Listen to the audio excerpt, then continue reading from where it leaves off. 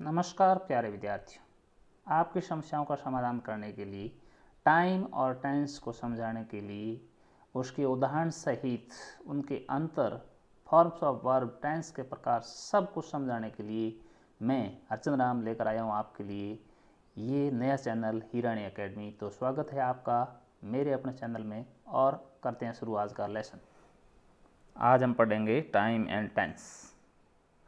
ऐसा देखा गया है कि विद्यार्थी टाइम और टेंस को एक ही मान बैठते हैं, दोनों को एक ही अर्थ में गण कर लेते हैं, जबकि टाइम और टेंस दोनों अलग अलग होते हैं।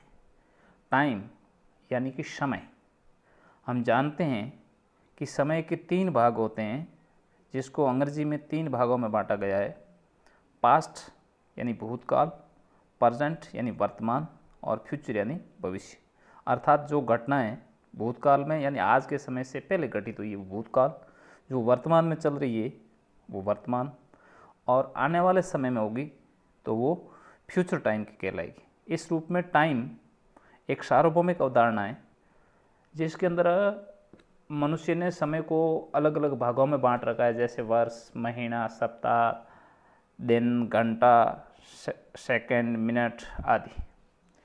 लेकिन टेंस समय से यानी जिस समय में जो क्रिया होती है उस क्रिया के रूप को व्यक्त करने वाला वर्ब का फॉर्म टेंस कहलाता है।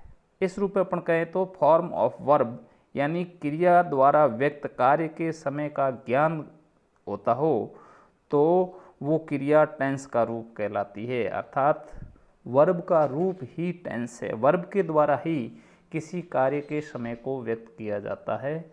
इस रूप में अपन देखें तो टेंसों के सिर्फ वर्तमान समय में 2 रूप ही प्रचलन में हैं।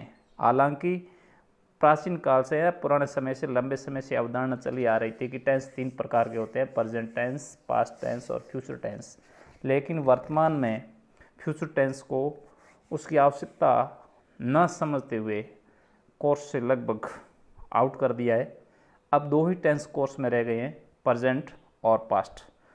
प्रेजेंट टेंस से मतलब ये होगा कि उसके अंदर वर्ब की फॉर्म जो बी होती है, बी की फॉर्म के विभिन्न रूप, जैसे इज, आर, एम, यानी किसी सेंटेंस के अंदर अगर इज है, आर है या एम है तो वो वाक्य प्रेजेंट टेंस का माना जाएगा, जबकि forms of verb B was और वर हो तो उसे पास्ट टेंस का माना जाएगा। यानी किसी वाक्य के अंदर वाज और वर का प्रयोग करते हुए किसी भूतकाल की बात कही गई हो तो उसे पास्ट टेंस का माना जाएगा।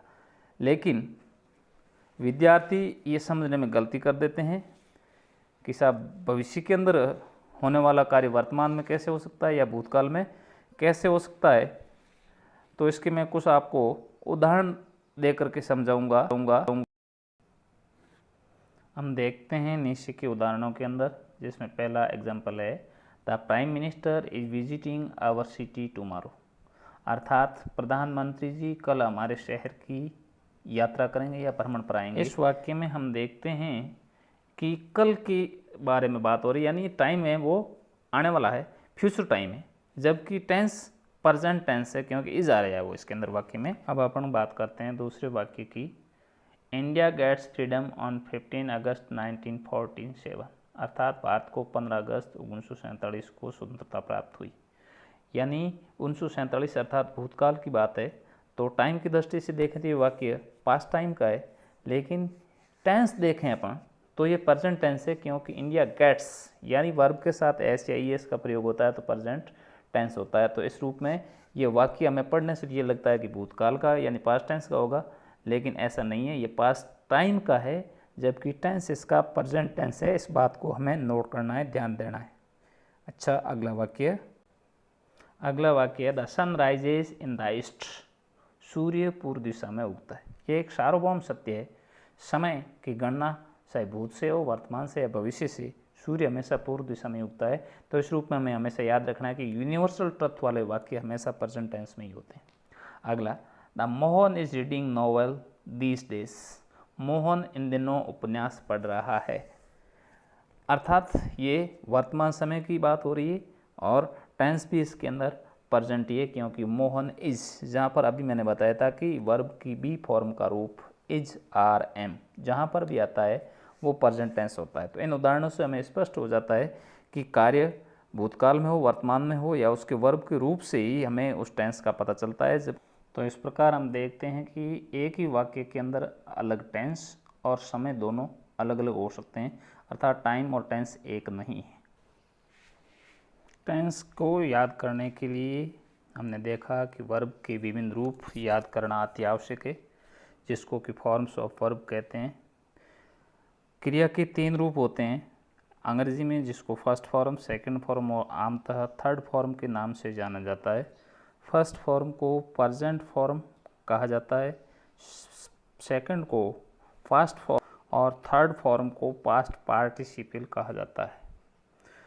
क्रिया का एक अन्य रूप जिसे आईएनजी के नाम से जाना जाता है और इसका प्राय प्रयोग कंटिन्यूस टेंस 4 जो होते हैं, present continuous, present perfect continuous tense, past continuous tense और पास्ट परफेक्ट कंटिन्यूस, इन चारों टेंसों के अंदर वर्ब की फर्स्ट फॉर्म के साथ आईएनजी को जोड़ करके प्रयोग किया जाता है। तो इस रूप में अपन देखें तो एक वर्ब की चौथी फॉर्म होगी आईएनजी फॉर्म। तो आपने देखा कि वर्ब की 3 फॉर्म होती है और चौथी फॉर्म आईएनजी फॉर्म होती है। First form, second form, third form, इनके अलग अलग नाम भी आप याद रखेंगे।